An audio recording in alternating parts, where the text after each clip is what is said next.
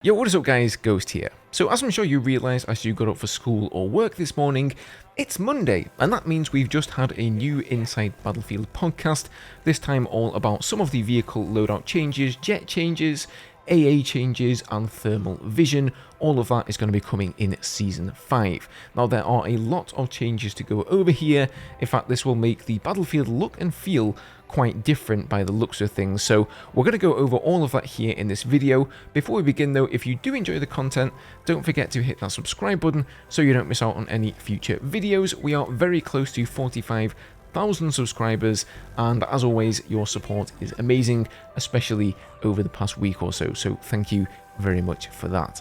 Alright, let's get stuck in here. So to give you a general overview of things, DICE have pretty much overhauled the loadout for every vehicle in the game, it sounds like, with the end goal here to reduce explosive spam where it doesn't belong and make vehicles effective in their chosen roles. I think one of the biggest offenders of vehicles stepping outside of their intended role has been the transport helicopter. However, speaking of the transport helis, it doesn't sound like DICE have done what I think most of us expected them to do, which is to remove the grenade launcher and the 50mm cannon.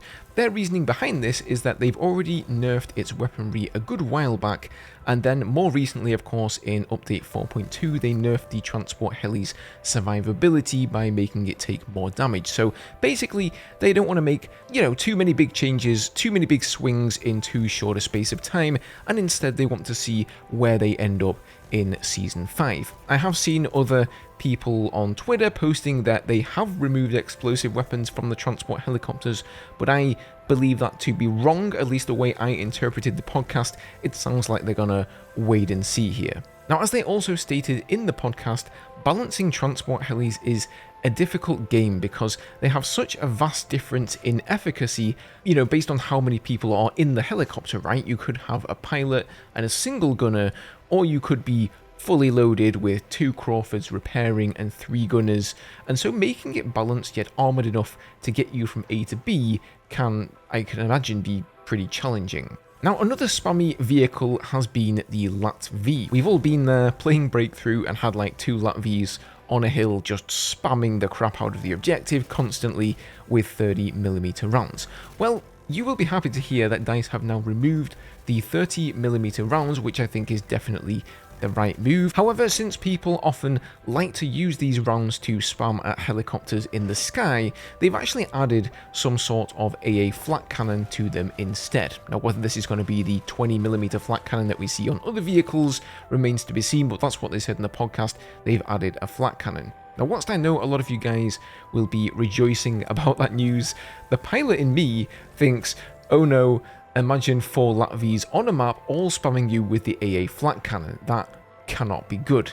However, we haven't yet seen how it performs. It surely won't be quite as good as a Wildcat with an AA gun, so I'm not going to be too worried just yet, but increasing the amount of AA in the game is definitely happening. So in addition to the LATV changes, the Wildcat will now be placed in its own dedicated vehicle category. In my opinion, they need to do this with almost every vehicle, and then they should balance which vehicles should be available on a map-by-map basis, the same way it used to be in past Battlefield games, but at least this is a good start. So basically, if you've got a heli to deal with on the enemy team and you need an AA tank, there will no longer be somebody driving around in the Ram, sort of using up that vehicle spot all the time.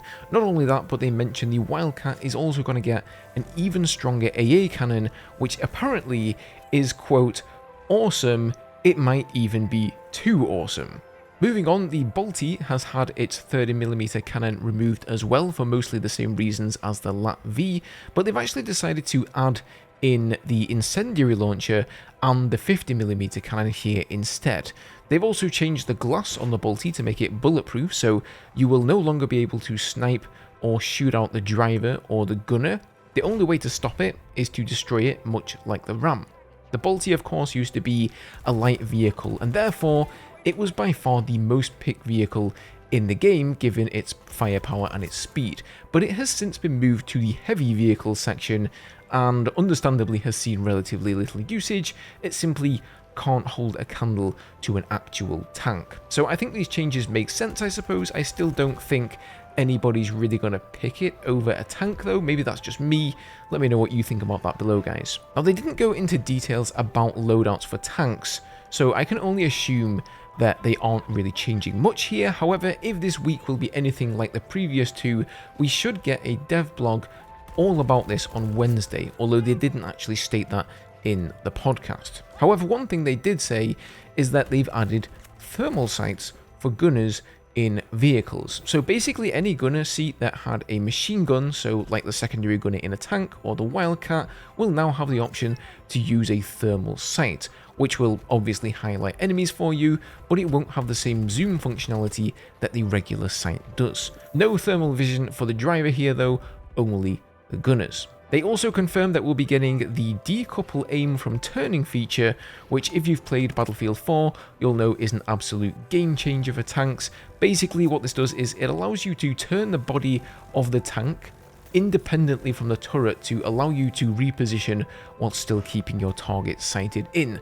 Absolutely indispensable in a tank 1v1, so even though it's taken a long time to get that in, it's very nice to see it finally coming. And finally, let's talk about the jets. So as some of you may know, a while back, DICE asked for our feedback on jets, and according to them, the #1 piece of feedback they received is that jets feel too floaty. Kind of a vague term, I'll admit, and apparently that has much to do with the way the camera works in third person, where if your camera isn't directly connected to the plane's movement, so you move the jet and then the camera follows, that's when you get that floaty feeling. So they've done some tweaking and changing there to make things feel more responsive. However, I still think the actual control of the jets needs some changes as well, especially the Su-57. I don't know why this is, but at the moment, in a surprising turn of events, the F-35 now actually feels more responsive and faster to roll, especially than the Su-57. Rear view camera control is finally coming back too, so you'll be able to control the jet even whilst looking in the rear view camera. But the big one here for me is that rocket pods are returning as another loadout option for the jets. Really happy to see this included, as this was a piece of my own personal direct feedback to DICE and lots of other people as well. So, you know, one of my complaints has always been that once you take out the other air vehicles on your team, there really isn't that much for you to do as a jet pilot. Well, you know, unless your name is Silk. Shout out to Silk.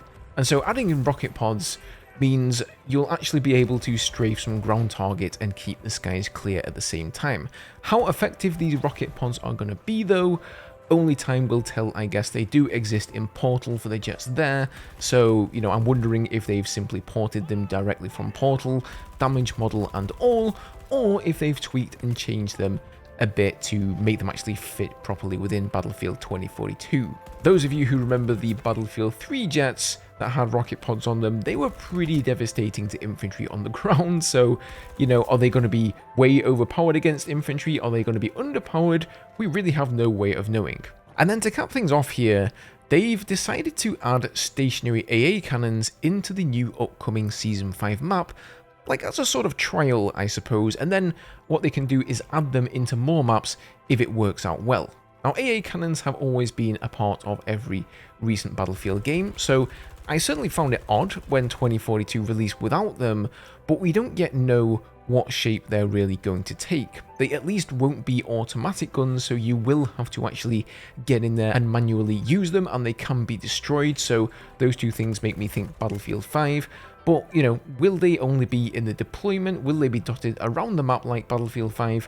Who knows? So all of these changes are honestly pretty huge and potentially quite scary, I think. I just have no idea how they're going to play out, really. I like to think that DICE have done a significant amount of internal testing, but alas, history tells me that they probably haven't. So with the adding of stationary AA guns, a new, you know, super duper AA cannon on the Wildcat, and flat cannons to the LATV, you know, it might be just a little bit too much AA. 2 Wildcats, 4 LATVs with AA guns and stationary AA guns. But, you know, I'm not going to start guessing things here. I haven't played it. We don't really know how it's going to look at all. So I'm just going to see how it goes. And if it is problematic, well then you'll probably see a video all about that. But hopefully DICE have done enough testing for that not to be necessary. And then on the flip side, on the air side of things, you know, they're introducing rocket pods to the jets. They've recently cut the amount of helicopters in a map down to 1 to cut down on the air versus infantry spam. So is giving rocket pods to jets going to increase that infantry spam, especially since there's 2 jets in many of the maps? These are all questions that will be answered hopefully in Season 5. So really a lot of changes coming to the vehicles here. This probably isn't even all of them. As I said, if I do learn more on Wednesday, I'll let you guys know if it's something that's worth sharing. As always, thank you for spending some time with me today, guys, and I'll see you all in the next one.